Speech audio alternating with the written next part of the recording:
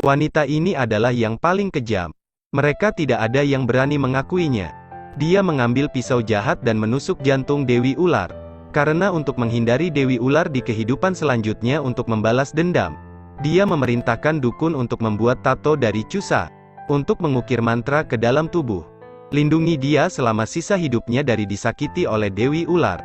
500 tahun kemudian, Dewi Ular terlahir kembali. Dia menggunakan kehidupan lain untuk membunuh Dewi Ular lagi. Dewi Ular yang menyedihkan di dalam hatinya masih memikirkannya nanti dan membawanya pergi dari tempat kejadian. Yamaha tidak mau terlibat, jadi dia kabur sendiri.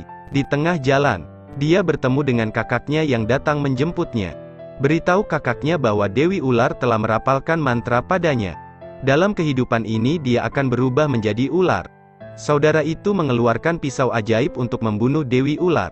Hanya ketika Dewi Ular mati, kutukan itu akan hilang.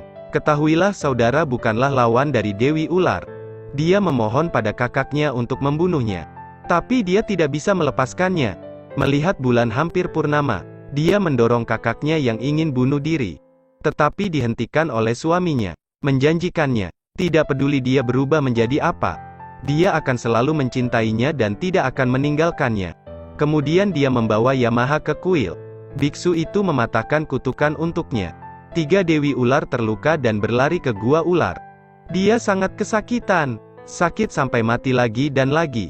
Dia memohon pada ayahnya untuk menyelamatkannya.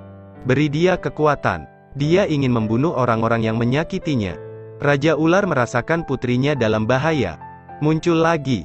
Dia memperingatkan putrinya untuk tidak memanfaatkan kebenciannya. Sekarang telah dipukuli oleh karma.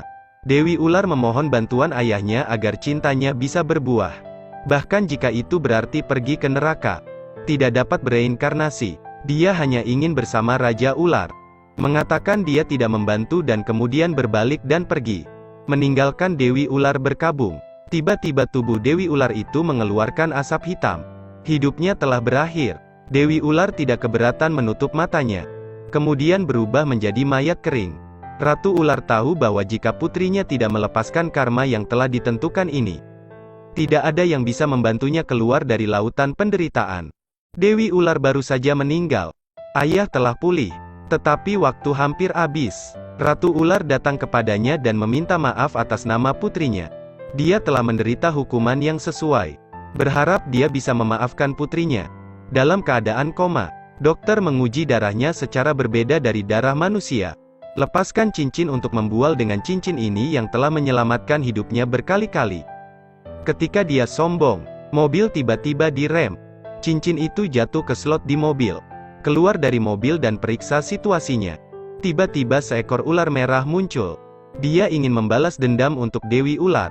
Ketika dia hendak membunuhnya, pesona di tubuhnya menjatuhkannya. Dengan tubuh mereka yang terluka, mereka melarikan diri ke gua ular. Mereka bukan lawan manusia. Satu-satunya cara adalah menggunakan darah Dewi Ular untuk hidup kembali. Dia Dewi Ular yang cantik. Setelah mati, ia berubah menjadi mayat. Satu-satunya cara yang bisa menyelamatkan hidupnya adalah darah saingannya. Dan cinta mantan pacar. Berdandan sebagai perawat. Pergi ke rumah sakit. Mengambil tabung darahnya ketika dia akan pergi.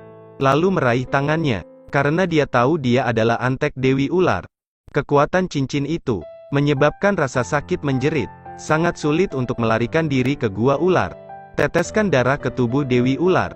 Berikutnya adalah cinta biksu untuk menyelamatkan Yail dari koma.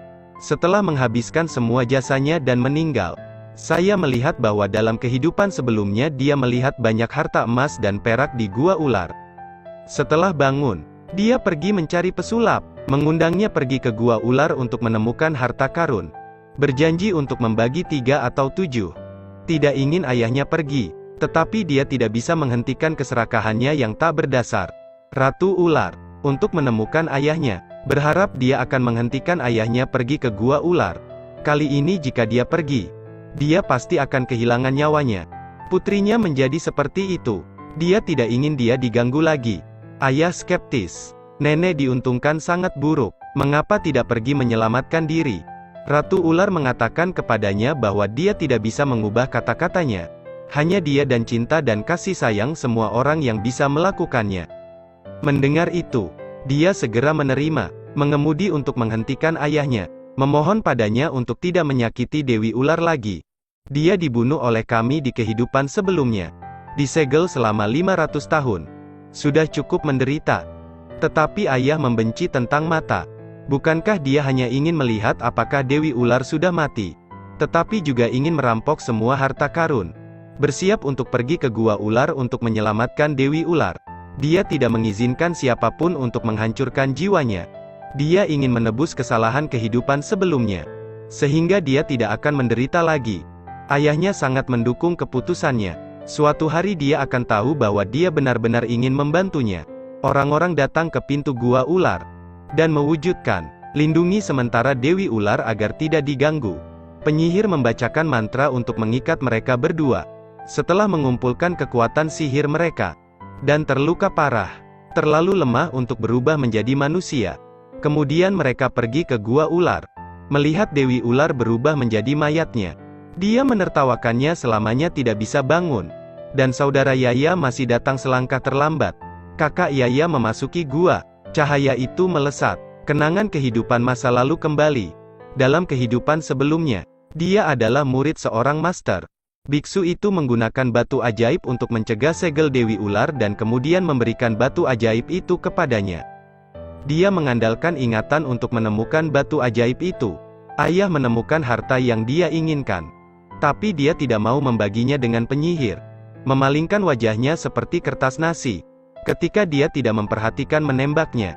Membiarkannya mati dengan Dewi Ular. Dan pada saat yang sama mengambil senjata ajaibnya. Dia sangat marah. Dia ingin menggunakan kekuatan sihir Dewi Ular untuk membalaskan dendamnya.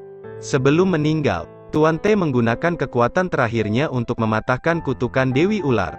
Ketika dia tiba, dia menemukan penyihir itu sudah mati. Dia melihat Dewi Ular di peron. Berjalan mendekat dan dengan lembut meraih tangannya. Katakan saling memaafkan. Pada saat ini, tubuh Dewi Ular mengeluarkan asap hitam. Gua segera bergetar, menyarankan untuk segera mundur. Karena gua akan runtuh.